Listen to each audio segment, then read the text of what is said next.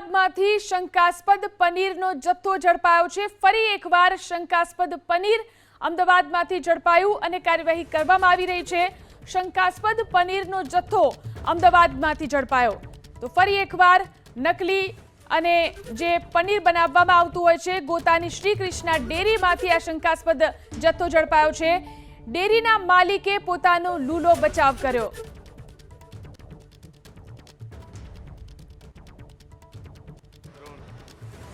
શહેરમાં હોટલ અને રેસ્ટોરન્ટમાં પનીરની જગ્યાએ અન્ય ચીજવસ્તુ વેચાઈ રહી છે તેવી ફરિયાદ છે તે ફૂડ એન્ડ ડ્રગ ડિપાર્ટમેન્ટને મળતાની સાથે જ ફૂડ એન્ડ ડ્રગ ડિપાર્ટમેન્ટ છે તે એક્શન મોડમાં આવી ગયું છે અને ગઈકાલે અમદાવાદના અલગ અલગ ડેરીમાં છે કે જ્યાં આગળ પનીરનો જે જથ્થો છે તે ને જપ્ત કરવામાં આવ્યો છે। ખાસ કરીને 508 કિલો જે શંકાસ્પદ પનીરનો જે જથ્થો છે તેને જપ્ત કરવામાં આવ્યો છે અને તેને તપાસ માટે લેબોરેટરીમાં મૂકવામાં આવ્યો છે। જો કે અમદાવાદમાં 5 અલગ અલગ જગ્યાએ જે શંકાસ્પદ પનીરનો જથ્થો મળી આવ્યો છે જેમાં દૂધની ફેટ નહીં પરંતુ તેમાં જે ખાસ કરીને વેજીટેબલ ઓઇલનો ઉપયોગ થતો હોય અને ચરબીયુક્ત પદાર્થનો ઉપયોગ થયા હોવાની જે ફરિયાદ છે તે મળતાની સાથે જ છે ત્યારે એએમસી ડિપાર્ટમેન્ટે અલગ અલગ જગ્યાએ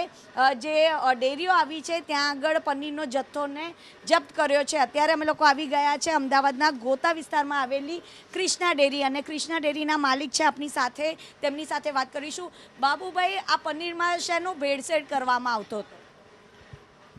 મારા હિસાબે સરજી ખાલી લો ફેટ બાકી ભેળસેળ કરવામાં તો લેબોરેટરીમાં થઈને આવશે તો જ ખબર પડશે અને લેબોરેટરીમાં ગયેલું છે અને તમારા સાથેના સાહેબોના ભરાયું છે જે વસ્તુ મને કહી ગયા એ એગ્રી પડ્યું મારા જોડે। હવે એનું બધું નિકાલ સરજી લેબોરેટરીમાંથી મને શંકા હો તો હું લેબોરેટરીમાં પછી બીજી રીતે કોઈ વાત છે નહીં। ક્યાંથી લાવો છો આ પનીર? આ પનીર મારો શ્રીનાથજીથી આવે, શ્રીનાથજી નાથદ્વારા જોડે છે। કેટલા વર્ષોથી આપ આ પનીર વેચી રહ્યા? લગભગ ધંધો કરતા પણ નાનો સરજી 10 થી 12 વર્ષ, પણ આ પનીર આવે મારા જોડે 2 વર્ષથી। તમે ક્યારે ત્યાં આગળ જઈને અને તપાસ કરી છે કે આમાં શું શું ભેળસેળ કરવામાં આવે છે? કારણ કે જે દૂધની ફેટ છે તે ઓછી હોવાના કારણે અહીંયા આગળ વનસ્પતિ ઓઇલનો ઉપયોગ થતો હતો? ના, જાકે આયા, દેખ કે આયા, સબ કુછ કરકે આયા। તમને ખબર છે આવી રીતે નકલી પનીરનો વેપાર થઈ રહ્યો છે? એ ખબર છે કે આખી દુનિયામાં નકલી વસ્તુનો વેપાર થઈ રહ્યો છે।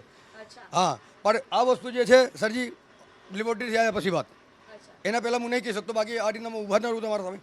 પણ આ નકલી પનીર ખાવાથી સ્વાસ્થ્ય સાથે ચેડા થાય? પનીર જ નહીં, નકલી તો કોઈ બી વસ્તુ ખાવા છે સ્વાસ્થ્ય નહીં બધું મરી જ જવાનું છે સીધી ચટબાત।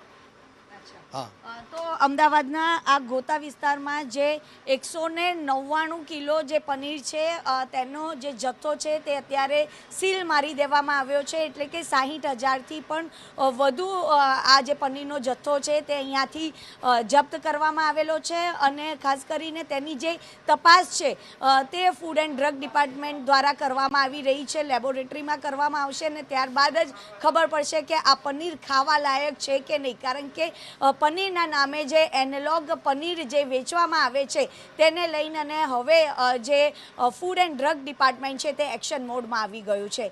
કેમેરામેન પિયુષ લેવા સાથે રાજલ બારોટ, એબીપી અસ્મિતા, અમદાવાદ।